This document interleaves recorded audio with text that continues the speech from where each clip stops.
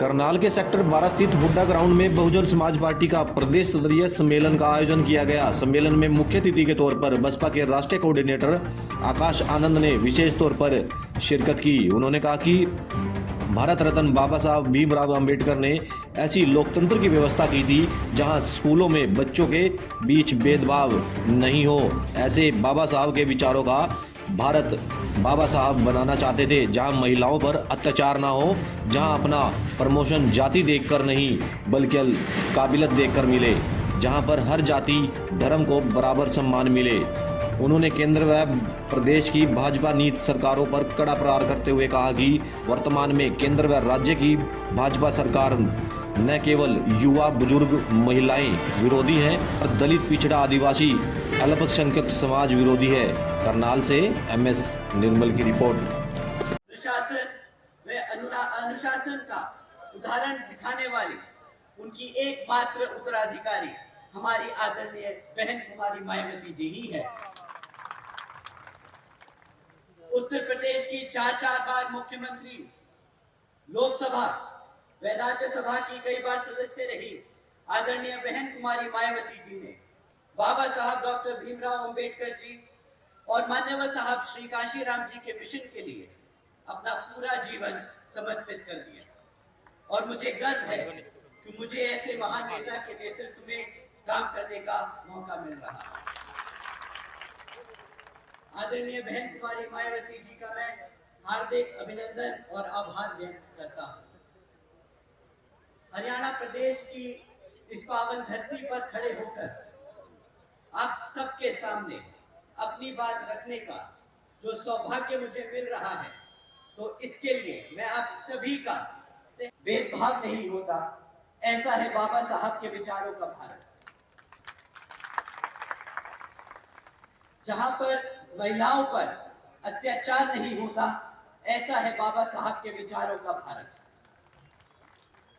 जहां पर आपका प्रमोशन आपकी जाति देखकर नहीं आपकी काबिलियत पर होता है, ऐसा है बाबा साहब के विचारों का भारत,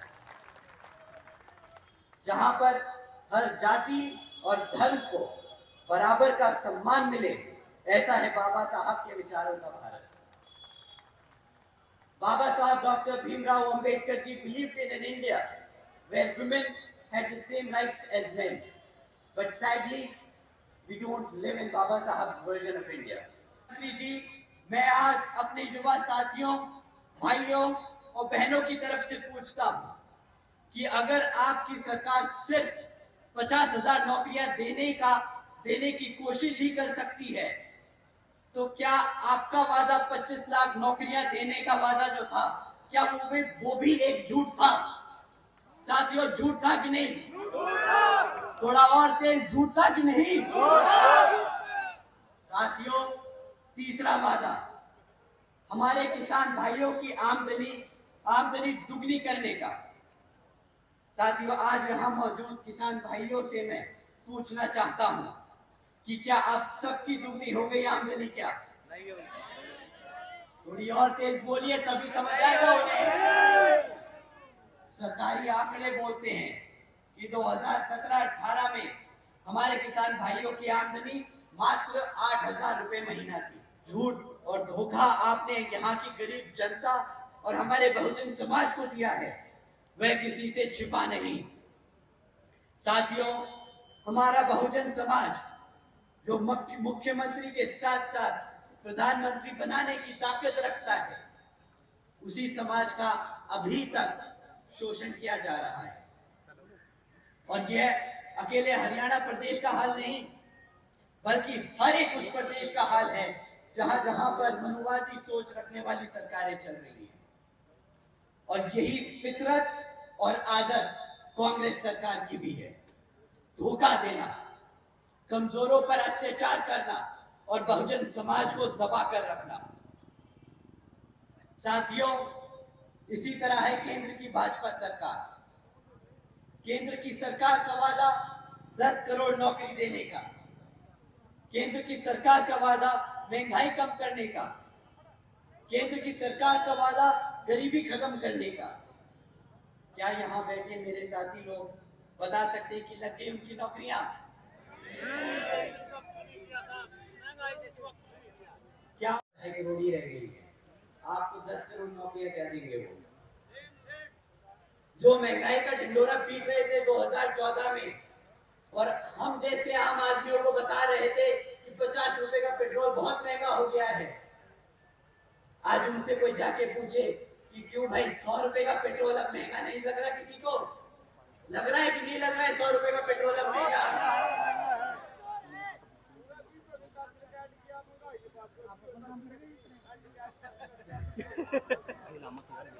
दादा सही बोला आपने, सही बोला, आपका गुस्सा जायज है। साथियों, जो गरीबी खत्म करने निकले थे, आज नोटबंदी जैसे काम करके शायद हम जैसे गरीब लोगों को ही खत्म कर चुके हैं।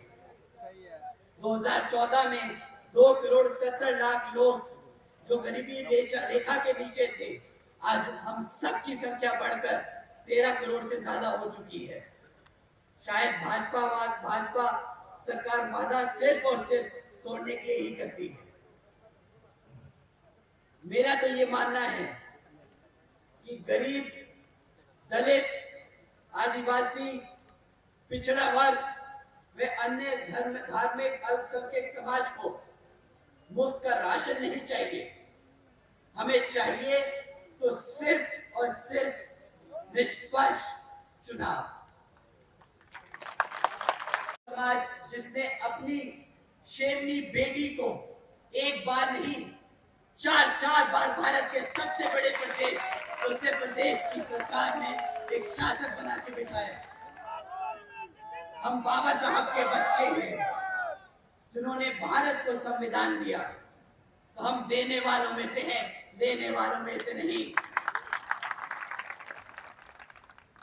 तो आज हम भाजपा और कांग्रेस दोनों को एक मन की बात नहीं सुनाएंगे, हम कुछ काम की बात सुनाते हैं। एक लीडर होता कैसा है, एक मुख्यमंत्री होता कैसा है, और एक प्रधानमंत्री को होना कैसा चाहिए। बहन जी ने कानून व्यवस्था के साथ साथ राज्य की सामाजिक व्यवस्था के लिए कई काम किए। बहन जी ने देश में पहली बार सरकारी कॉलेजेस के स्टूडेंट हॉस्टल्स में अन्य पिछड़े वर्गों के छात्रों के लिए 27% आरक्षण की व्यवस्था की। बहन जी ने हमारे सभी संतों, गुरुओं और महापुरुषों को सम्मान में कई जिले और यूनिवर्सिटीज उनके नाम पे रखी गई, जैसे गौतम बुद्ध यूनिवर्सिटी, अंबेडकर यूनिवर्सिटी, छत्रपति शाहू जी महाराज यूनिवर्सिटी, महात्मा ज्योतिबा फूले नगर, महामाया नगर, संत कबीर नगर एवं गौतम बुद्ध नगर।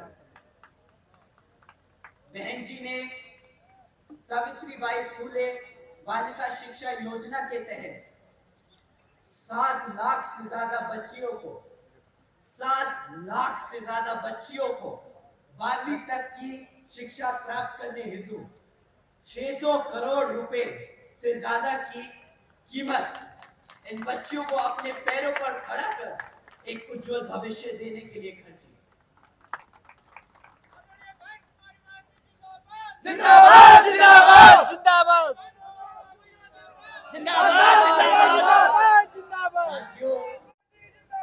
जिंदाबाद जिंदाबाद साथियों, जिंदाबाद बहन जी ने महामाया गरीब बालिका आशीर्वाद योजना के तहत हम तुम्हारे साथ हैं। बहन जी ने महामाया गरीब बालिका आशीर्वाद योजना के तहत 3,25,000 बच्चियों को